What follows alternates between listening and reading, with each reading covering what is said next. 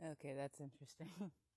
I pulled out my phone and opened TikTok to make a little video, and I was hit with a imposter of one of my reader friends commenting, and I'm like, okay, wow, that's interesting. And then there was like an owl or some kind of hort, like it was like a mix of a chirp and a hoot together.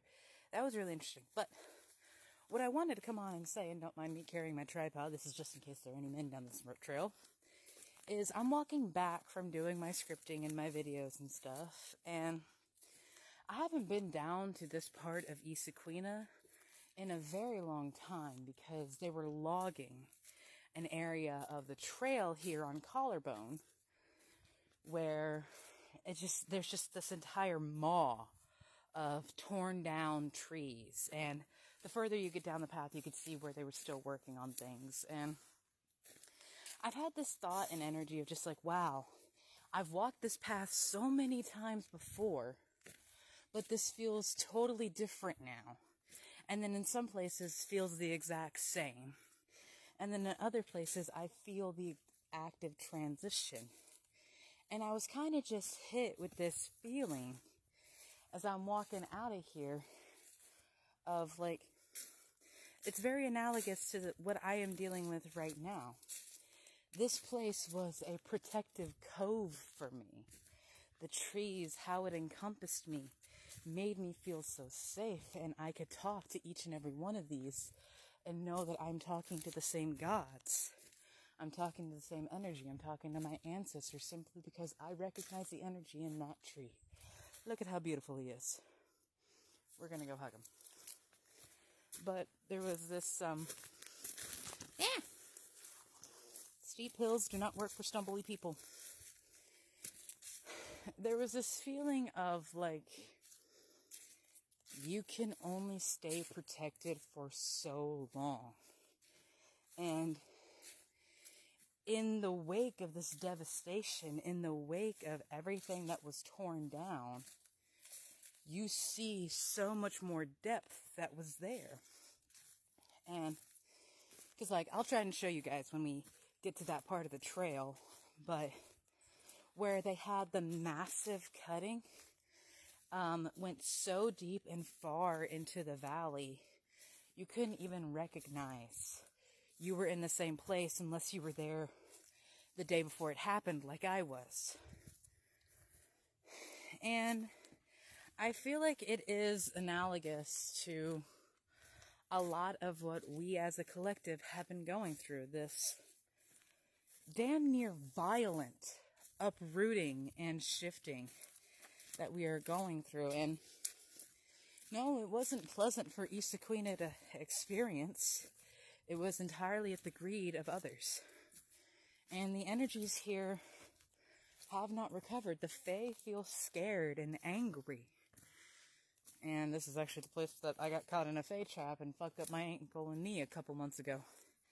Because it happened, and I did that right when the logging was occurring. And so, tangent and metaphysical woo-woos aside, you can walk the same roads, but that does not mean that those roads will stay the same. The area around it will shift. It has to. Life energy moves.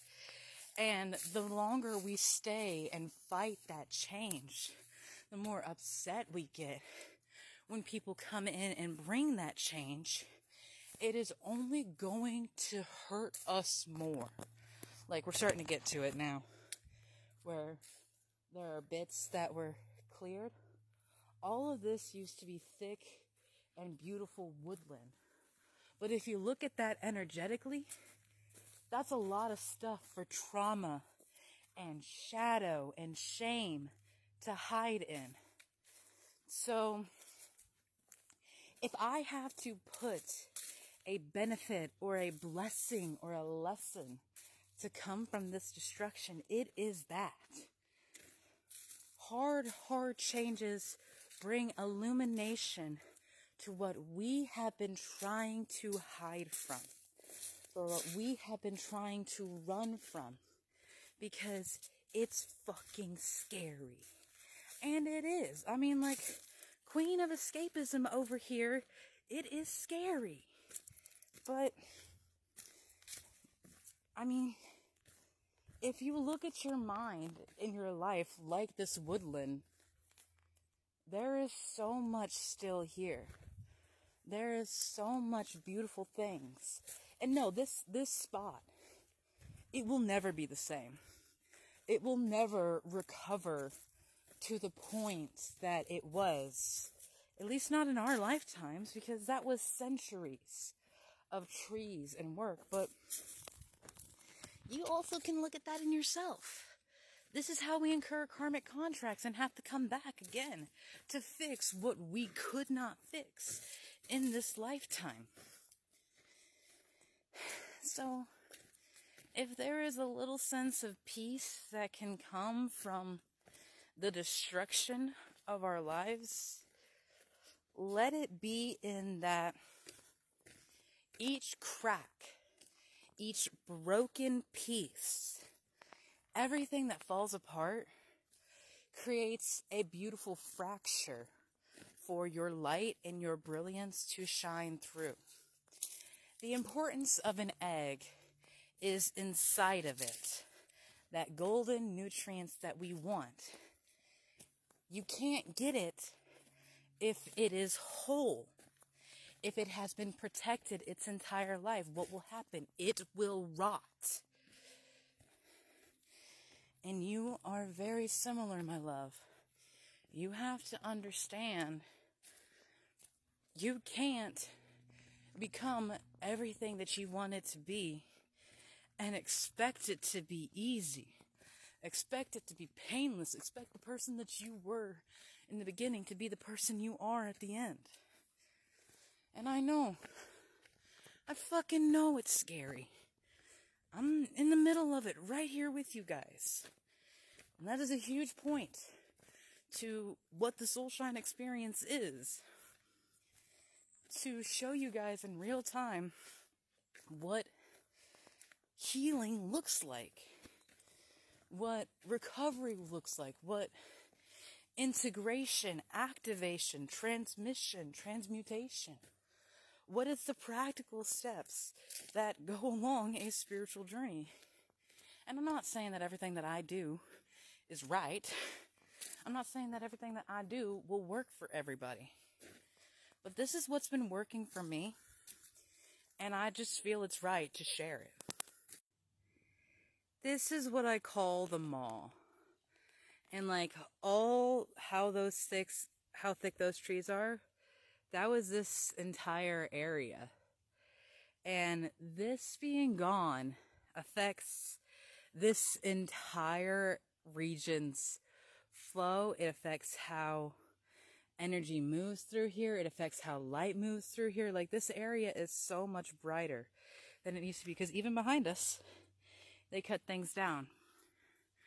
But again, like, if you imagine this is analogous to a traumatic event in your life, but like, this is just one event. It's not the entirety of you. It's not the namesake. It could be a defining feature, but this too will regrow with time and care, and nature will do it herself, but you could also do it with your own work, with your own care. No, this isn't nice. This doesn't feel good. If you go back a couple months on my page, you'll actually see the video that I made when this happened. And like, I actually had to stop and re-record that video, because the first time I did it, I was so unbelievably angry.